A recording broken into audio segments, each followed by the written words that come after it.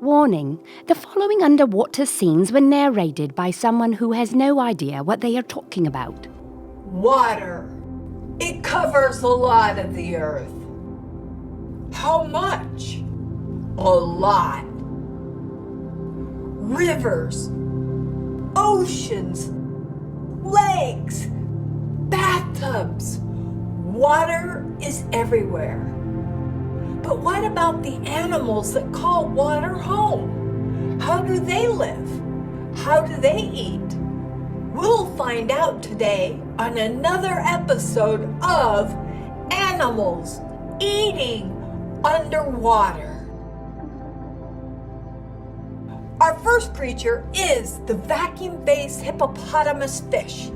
As you can see, they eat grass while trying to vacuum the seafloor.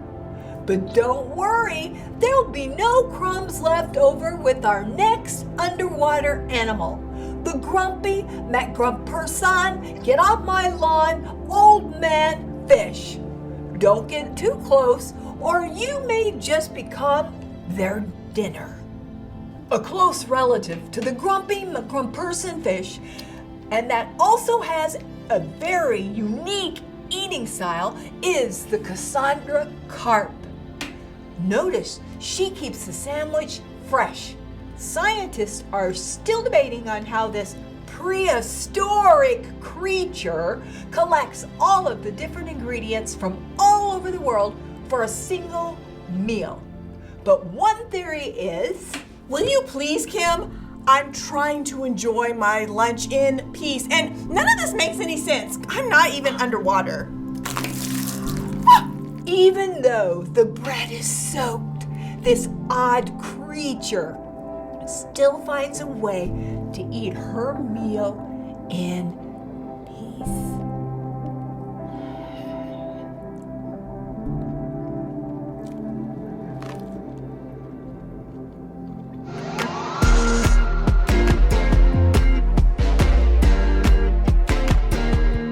Hi everyone, I'm Cassandra. And I'm Kim. And welcome to Central Kids TV.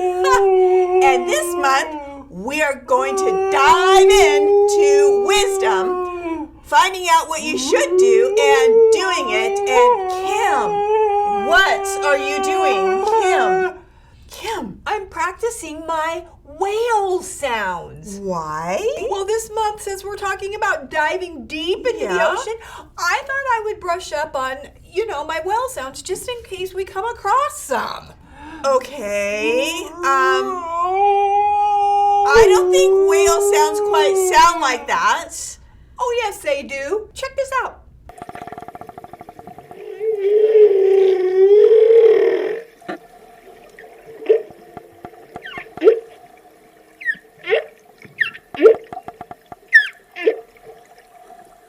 I love the sounds whales make. It sounds like they're singing when they talk.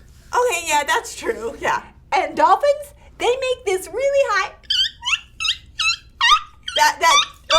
No, that doesn't sound like a dolphin. I can do it yell. They really don't make any sounds. Okay, well, maybe you should just stick to whale. Okay, Kim, what are you saying now? What are you saying in whale? It's time for the story.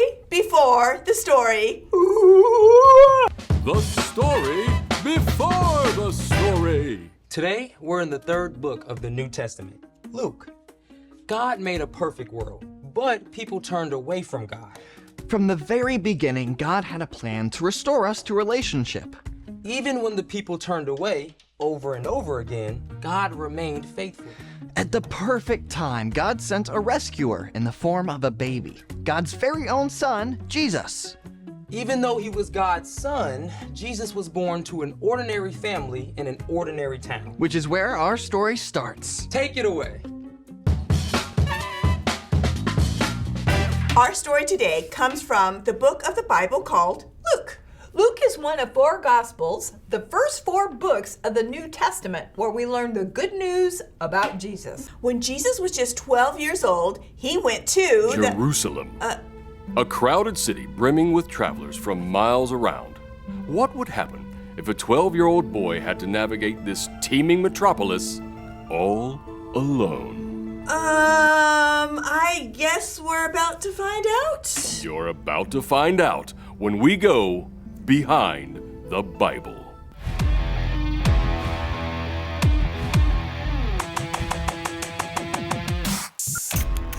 Every year, Jesus' family traveled to Jerusalem to celebrate the Passover feast, an annual celebration where Jewish people from all over the world remember how God freed their people from slavery long ago.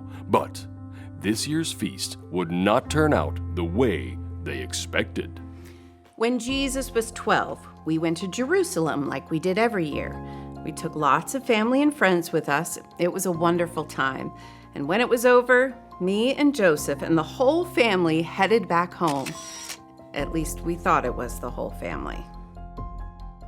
I just want to be clear. There were a lot of people with us. I mean, a lot of friends and relatives. How many? I can't really, I don't know. I'm just saying it could have happened to anyone. Okay? Okay. Just, don't judge us. After Joseph and Mary had been traveling for a day back to their hometown of Nazareth, they realized something important. So we hadn't seen Jesus since we left Jerusalem. I assumed he was with someone else, back hanging out with some of his cousins. Then we started asking around and realized no one knew where Jesus was. I just want to be clear. There were a lot of people, okay? Okay. But at this point, we're like, we have got to get back to Jerusalem, and we need to get back like yesterday. Crazy, right? Mary and Joseph had left Jesus in Jerusalem. I just want to be very clear. There were a lot of people. It could have happened to anyone. I think they get it. Okay.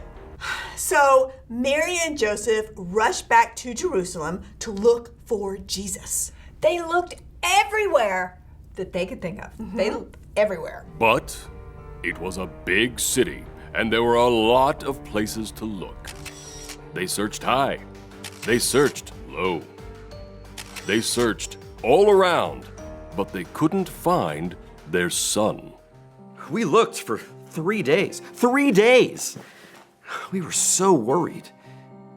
But just to be clear, there were so many people.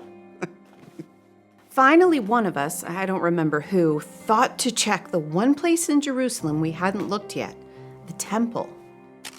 The temple was a holy place where people could go to worship and honor God. Would Mary and Joseph find their son there? Oh my! If you could have seen the look on their faces when they came into the temple courtyard. They were worried sick, of course. I mean, who wouldn't be? But their son, Jesus, he was just sitting with us and talking and asking questions like it was no big deal. Oh, my heart jumped through my chest. I was overjoyed. I was exhausted and I was a little angry. But Jesus seemed completely calm, just talking to the priests. No one would have thought that Jesus, a 12-year-old boy, would want to spend his time at the temple talking to the priests. But that's what Jesus did, and the priests were very impressed. Let me tell you, this kid was amazing. Never, ever have I seen anyone like him. To have that amount of wisdom that he had at that age, just incredible. He asked the most amazing questions. And then after he asked the questions, he listened. And then we'd ask him questions. And his answers. Wow. That's all I got. Just wow. Never seen anything like that. Ever. Never will, probably. As relieved as we were also a little frustrated. I remember Mary said to Jesus, "Why have you treated us like this? Your father and I have been worried about you. We've been looking for you everywhere. And then Jesus said something I'll never forget. He said, "Why were you looking for me? Didn't you know I had to be in my Father's house?" We weren't really sure what he meant by that, but I think about it all the time. I really do. Mary and Joseph returned back to Nazareth with Jesus, a family reunited once again. But their story was far from over. We'll have more next time when we once again go behind the Bible. Even at 12 years old, Jesus knew how important it was to learn new things. While his parents were searching for him, Jesus was in the temple searching for wisdom Asking questions. and listening. And he kept learning as he kept growing. Luke went on to write that Jesus became wiser and stronger. He also became more and more pleasing to God and to people. Such a great story from the Bible. It's fun to see what Jesus was like when he was younger. Yeah, sometimes we forget that Jesus was a kid, just like you guys. Yeah. In fact, this is one of the only stories we have of Jesus when he was a young kid. And he was already so wise. He kept growing in wisdom. Jesus was a great example for all of us. Absolutely. We can grow wiser like he did when we choose to listen and ask questions. That's why our big idea is wisdom is worth searching for. You know, one time I got separated from my parents at a shoe store. But the only wisdom I got was that the manager doesn't really like it when you climb on top of the shoe shelves. You did what? I was trying to see my parents. And I found a big box. I won't stop. Here's a question for everyone today. What does it mean to be wise? I think listening is a big part of it. Right, and being curious about things you don't know, like whale sounds. Yes, we know Jesus was wise and kept growing in wisdom. So if you want to know what it means to be wise, we can just read about the things Jesus said and did in the Bible. And then follow his example. Yeah, exactly. Right, okay. That's all for today, everyone. We'll see you next time On Central Kids TV, guys.